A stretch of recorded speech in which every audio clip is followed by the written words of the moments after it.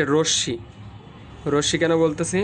কারণ এই যে আমরা এইদিকে তিনটা জিনিস আছে, রেখা, রশ্মি, রেখাংশ। তার মধ্যে এটাকে আমরা রশ্মি বলি। কেন? কারণ এই যে একটা মাথা কি তীর চিহ্ন নাই, আর একটা মাথা তীর চিহ্ন, অর্থাৎ এটা স্থির বিন্দু, এটা কি চলমান বিন্দু। একটা স্থির একটা চলমান বিন্দু থাকলে সেটাকে আমরা বলি হচ্ছে রেখা।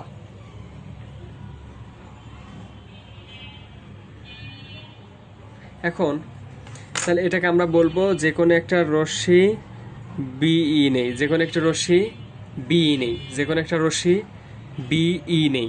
বি রশ্মি থেকে এই যে ভূমি এর সমান করে, অর্থাৎ এই যে এখানে যে এ নিছিলাম, এই এর সমান করে কি করব, এই যে এইখানে এটা আমরা এইভাবে বসায় নিব। এই যে হাতটা এইভাবে ধরবো যাতে সুবিধা, আর এটা এখানে ধরে এখানে বসায় নিব বি বিন্দুতে।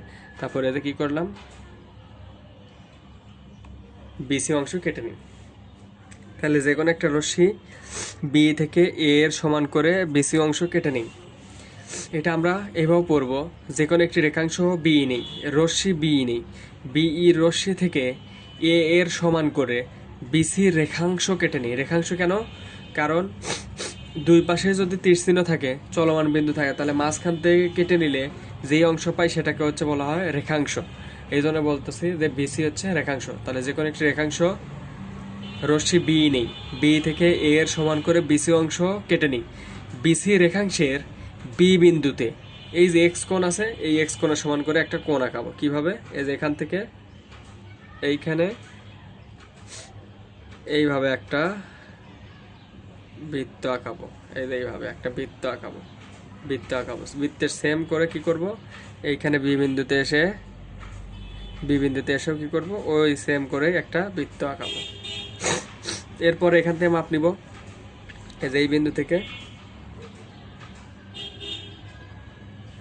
এই বিন্দু পর্যন্ত একটা কি করব, মাপ নিব।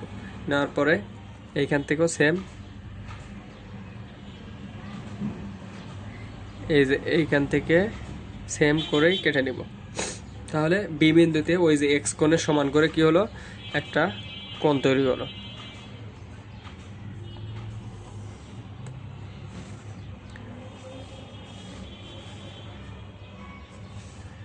একটা কোণ তৈরি হলো। তাহলে যে কোনো একটা রশ্মি বি নেই, বি থেকে এ এর সমান করে বিসি অংশ কেটে নেই। বিসি রেখাংশের বি বিন্দুতে এক্স কোণের সমান করে সি বি এফ আঁকি। তাহলে বিসি রেখাংশের বি বিন্দুতে এক্স কোণের সমান করে কোণ সি বি এফ আঁকি। এখন বিএফ রশ্মি থেকে এই যে বি নিছিলাম 9 সেন্টিমিটার, বি 9 সেন্টিমিটার নিছি, এই বি 9 সেন্টিমিটারের সমান করে বিএফ থেকে এই যে বিডি অংশ কেটে নিই। এখন সি কমা ডি যোগ করি, সি কমা ডি যোগ করি। তাহলে এই পর্যন্ত আমি স্টুডেন্টের এই পর্যন্ত আসার পর আবার বুঝাই দিই। যে কোনো একটি রেখাংশ রশ্মি বি নেই, বি রশ্মি থেকে এ এর সমান করে বিসি রেখাংশ কেটে নিই। বিসি রেখাংশের বি বিন্দুতে এক্স কোণের সমান করে সি বি এফ আঁকি। বিএফ রশ্মি থেকে বি এর সমান করে বিডি অংশ কেটে নিই। এই যে এটা বি এর সমান করে আর এটা এ এর সমান করে। এখন যে কাজটা করতে হবে সেটা হলো, এই যে এখানে বি ডি সি এই যে কোণটা আছে, এই কোণের সমান করে এই সি বিন্দুতে এই রেখাংশের সাথে একটা কোণ আঁকাতে হবে। তো কোণটা খুব দ্রুত আঁকায় নেই।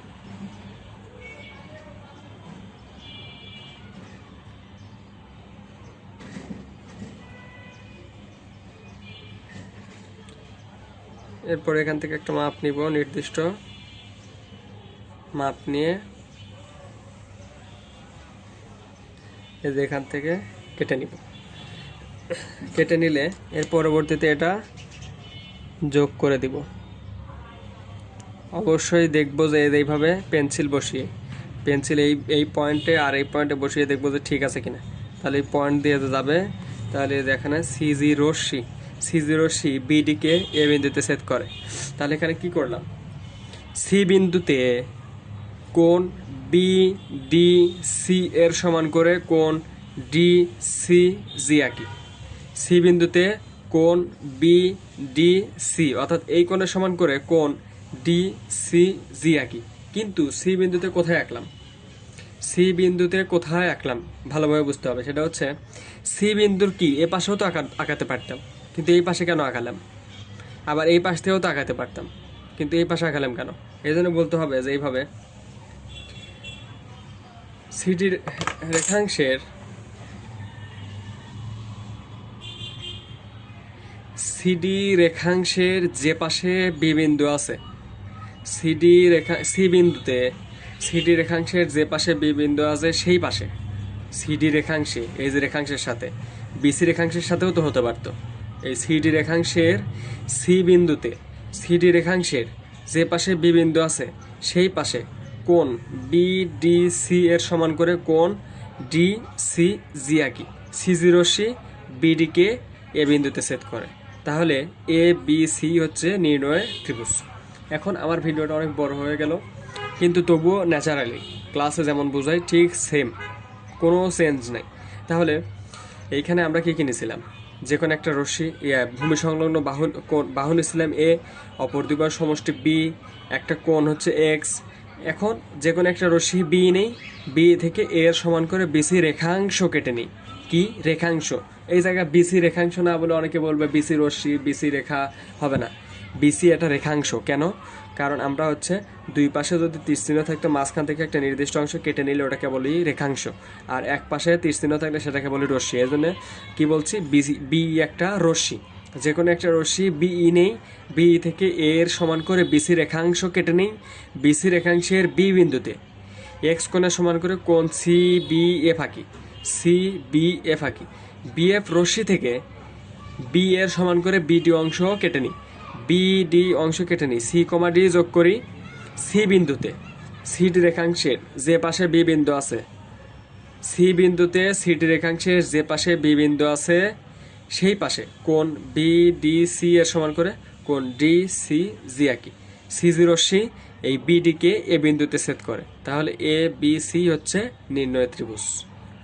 এখন আমি এই ভিডিওটা দিয়ে দেব, এখানে কোনো বাংলা লেখা নাই, উপরে লেখা নাই, নিচেও লেখা নাই, কিন্তু মেইনলি আঁকানোটা এইভাবে। এবং আমি যা বলছি যেভাবে বলছি এইভাবে 2-3 বার শুনলে দেখা যাচ্ছে যে এই সম্পাদ্যটা এমনিতে অটোমেটিক্যালি মুখস্থ হয়ে যাবে। কেউ কখনো পরীক্ষা হলে মুখস্থ এইটা কোনো টিচার পড়ালে মুখস্থ করবে না, কারণ হচ্ছে মুখস্থের বিষয় না এইটা। এইভাবে পড়ে পড়ে বারবার পড়ে